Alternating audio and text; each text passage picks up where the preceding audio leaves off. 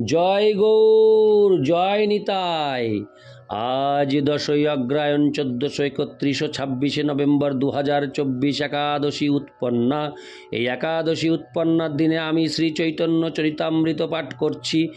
আজ আমি পাঠ করছি শ্রী চৈতন্য চরিতামৃতের আদিলীলা দশম অধ্যায়, চৈতন্য বৃক্ষের মূল স্কন্ধ ও শাখা পোশাকার শ্লোক 23 থেকে 35। নারায়ণ হে নারায়ণ, ভবভয় হরণম নারায়ণ। শ্লোক 23। দুইজনে খটমটি লাগায় কোন্দল, তার প্রীত্যের কথা আগে কহিব সকল। শ্লোকার্থ। কখনো কখনো মনে হতো তারা যেন ছোটোখাটো বিষয় নিয়ে ঝগড়া করছেন, কিন্তু তাদের সেই প্রীতির কথা আমি পরে বর্ণনা করব। ইতি শ্লোক 23। শ্লোক 24। রাঘব পণ্ডিত প্রভুর আদ্য অনুচর, তার এক শাখা মুখ্য মকর ধ্বজকর। শ্লোকার্থ। শ্রী চৈতন্য মহাপ্রভুর আদি অনুচর রাঘব পণ্ডিত হচ্ছেন সপ্তম শাখা, তার থেকে প্রকাশিত একটি মুখ্য উপশাখা হচ্ছেন মকর ধ্বজকর। তাৎপর্য: মকর ধ্বজের উপাধি ছিল কর।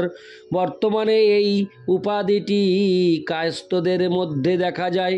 গৌর গণোদ্দেশ ও দীপিকায় 166 বর্ণনা করা হয়েছে। ধনিষ্ঠা ভক্ষ সামগ্রী কৃষ্ণায়, হরে কৃষ্ণ, কৃষায়া দাদো ব্রজেহমিতাম শৈব সাম্প্রতং গৌরাঙ্গ প্রীত রাঘব পণ্ডিত। আমি শ্লোকটি আরেকবার পাঠ করছি। ধনিষ্ঠা ভক্ষ সামগ্রী কৃষায়া দাদ ব্রজেহমিতাম শৈব সাম্প্রতং গৌরাঙ্গ প্রিয় রাঘব পণ্ডিত। কৃষ্ণলীলায় রাঘব পণ্ডিত ছিলেন ব্রজের ধনিষ্ঠা নামক এক অন্তরঙ্গা গোপী। এই গোপী ধনিষ্ঠা সবসময় কৃষ্ণের ভোগ্য সামগ্রী তৈরি করতেন। ইতি শ্লোক 24। শ্লোক 25। তাহার ভগিনী দময়ন্তী প্রভুর প্রিয় দাসী, প্রভুর ভোগ সামগ্রী যে করে 12 মাসি। শ্লোকার্থ। রাঘব পণ্ডিতের ভগিনী দময়ন্তী ছিলেন মহাপ্রভুর প্রিয় দাসী। তিনি 12 মাস বিভিন্ন ভোগ্য সামগ্রী সংগ্রহ করে শ্রী চৈতন্য মহাপ্রভুর জন্য রান্না করতেন। তাৎপর্য: শ্রীল ভক্তি সিদ্ধান্ত সরস্বতী ঠাকুর তার অনুভাষ্যে উল্লেখ করেছেন। গৌর গণোদ্দেশ ও দীপিকায় 167 বলা হয়েছে, গুণমালা ব্রজে যা সিদ্ধময়ন্তী তু তৎসসা। গুণমালা নামক ব্রজের গোপিকা এখন রাঘব পণ্ডিতের ভগিনী দময়ন্তী রূপে আবির্ভূতা হয়েছেন। শিয়ালদহ স্টেশন থেকে সোদপুর স্টেশন, সেখান থেকে 1 মাইল পশ্চিমে গঙ্গা তীরে পানিহাটি গ্রামে রাঘব পণ্ডিত বাস করতেন। সেখানে রাঘব পণ্ডিতের সমাধির উপর লতাকুঞ্জে বেষ্টিত একটি উচ্চ বেদি বাঁধানো হয়েছে, যেখানে সমাধি। তারই উত্তর দিকে একটি ভগ্নপ্রায় জীর্ণ গৃহে সেবিত শ্রী মদন মোহন বিগ্রহ বিরাজমান। পানিহাটির বর্তমান জমিদার শ্রী শিবচন্দ্র রায় চৌধুরীর তত্ত্বাবধানে সেই সেবার বন্দোবস্ত চলছে। মকর ধ্বজকর ও পানিহাটির অধিবাসী ছিলেন। ইতি শ্লোক 25। শ্লোক 26। সেসব সামগ্রী যত ঝালিতে ভরিয়া রাঘব লইয়া যান গুপ্ত করিয়া। শ্লোকার্থ। শ্রী চৈতন্য মহাপ্রভু যখন পুরীতে ছিলেন তখন দময়ন্তী তার জন্য যা রান্না করতেন তা একটি ঝুলিতে করে সকলের অগোচরে রাঘব পণ্ডিত শ্রী চৈতন্য মহাপ্রভুর কাছে নিয়ে যেতেন। ইতি শ্লোক 26। শ্লোক 27। 12 মাস তাহা প্রভু করেন অঙ্গীকার, রাঘবের ঝালি বলি প্রসিদ্ধি যাহার।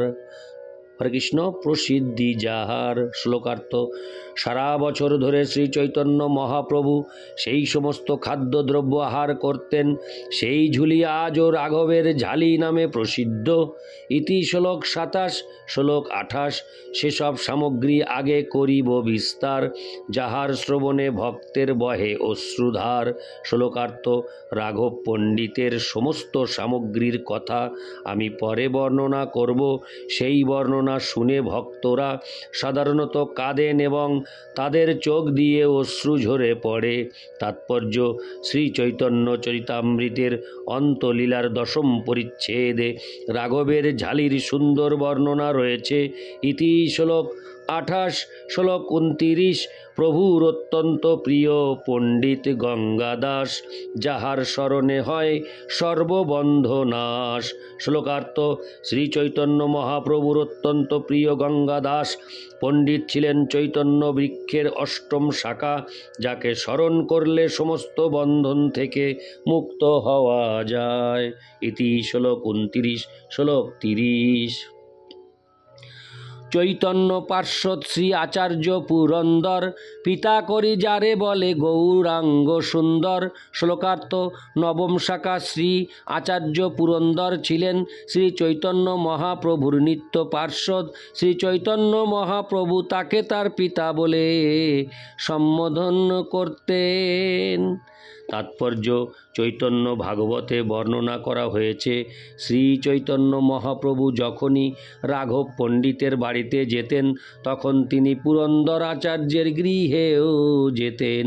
পুরন্দর আচার্য সবচাইতে ভাগ্যবান, কেননা ভগবান শ্রী চৈতন্য মহাপ্রভু তাকে পিতা বলে সম্বোধন করে গভীর অনুরাগ সহকারে আলিঙ্গন করতেন। ইতি শ্লোক 30। শ্লোক 31। দামোদর পণ্ডিত শাখা প্রেমেতে প্রচণ্ড, প্রভুর উপরে যেহ কইল বাক্যদণ্ড। শ্লোকার্থ। শ্রী হরে কৃষ্ণ। চৈতন্য বৃক্ষের 10ম শাখা দামোদর পণ্ডিতের শ্রী চৈতন্য মহাপ্রভুর প্রতি প্রেম এত প্রবল ছিল যে তিনি একসময় কঠোর বাক্যে শ্রী চৈতন্য মহাপ্রভুকে শাসন করেছিলেন। ইতি শ্লোক 31। শ্লোক 32। দণ্ড কথা কহিব আগে বিস্তার করিয়া, দণ্ডে তুষ্ট প্রভু তারে পাঠাইলা নদিয়া। শ্লোকার্থ। তিনি কিভাবে চৈতন্য মহাপ্রভুকে শাসন করতেন সেই কথা পরে আমি বিস্তারিতভাবে বর্ণনা করব। তার সেই বাক্যদণ্ডে অত্যন্ত তুষ্ট হয়ে শ্রী চৈতন্য মহাপ্রভু দামোদর পণ্ডিতকে নবদ্বীপ পাঠিয়েছিলেন। তাৎপর্য: দামোদর পণ্ডিত পূর্ব লীলায় যিনি ছিলেন বৃন্দাবনের শৈব্যা, তিনি সচিমাতার কাছে শ্রী চৈতন্য মহাপ্রভুর বার্তা বহন করে নিয়ে যেতেন এবং রথযাত্রা মহোৎসবের সময় শ্রী চৈতন্য মহাপ্রভুর কাছে সচিমাতার বার্তা বহন করে নিয়ে আসতেন। ইতি শ্লোক 32। শ্লোক 33। তাহার অনুজ শাখা শঙ্কর পণ্ডিত, প্রভুপাদ পাধান যার নাম বিদিত। শ্লোকার্থ। চৈতন্য বৃক্ষের 11 শাখা হচ্ছেন দামোদর পণ্ডিতের ছোট ভাই শঙ্কর পণ্ডিত। তিনি শ্রী চৈতন্য মহাপ্রভুর পাদুকা নামে বিখ্যাত ছিলেন। ইতি শ্লোক 33। শ্লোক 34। সদাশিব পণ্ডিত যার প্রভু পদে আস, প্রথমেই নিত্যানন্দের যার ঘরে বাস।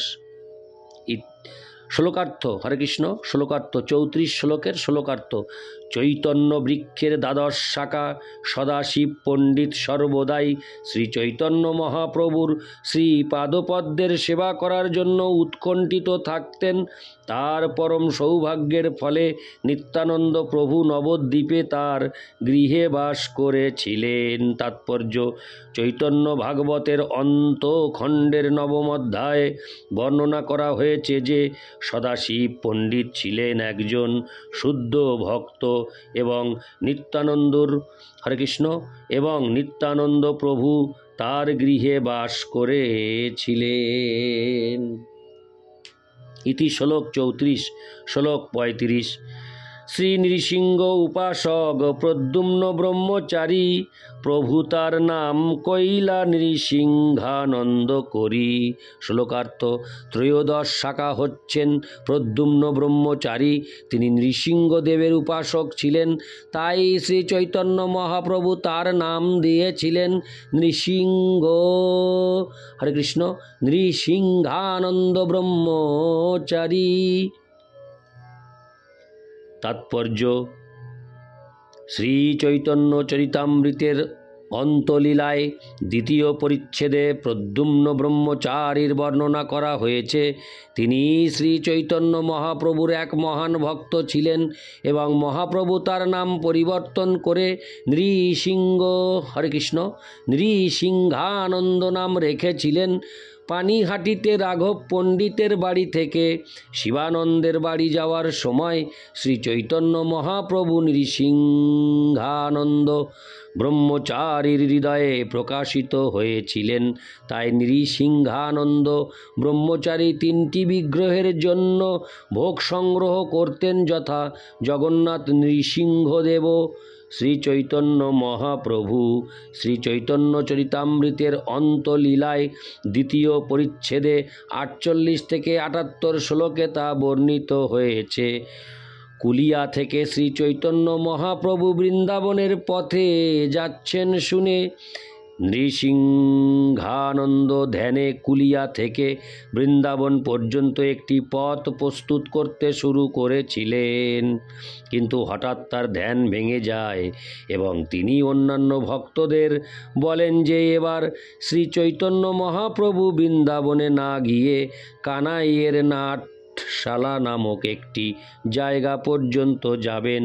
শ্রী চৈতন্য চরিতামৃতের মধ্যলীলার প্রথম পরিচ্ছেদে 155 থেকে 162 পর্যন্ত শ্লোকে এই সম্বন্ধে বর্ণিত হয়েছে। গৌর গণোদ্দেশ দীপিকায় 74 বর্ণনা করা হয়েছে। আবেশশ্চ তথা জ্ঞেয় মিশ্রে প্রদ্যুম্ন সজ্ঞকে। শ্রী চৈতন্য মহাপ্রভু প্রদ্যুম্ন মিশ্র বা প্রদ্যুম্ন ব্রহ্মচারীর নাম পরিবর্তন করে নৃসিংহানন্দ ব্রহ্মচারী নাম রাখলেন, কেননা তার হৃদয়ে নৃসিংহদেব প্রকাশিত হয়েছিলেন। কথিত আছে যে নৃসিংহদেব সরাসরিভাবে তার সঙ্গে কথা বলতেন। ইতি শ্লোক 35। নারায়ণ হে নারায়ণ, ভবভয় হরণম নারায়ণ। জয় গৌর, জয় নিতাই, রাধে রাধে, হরি বল।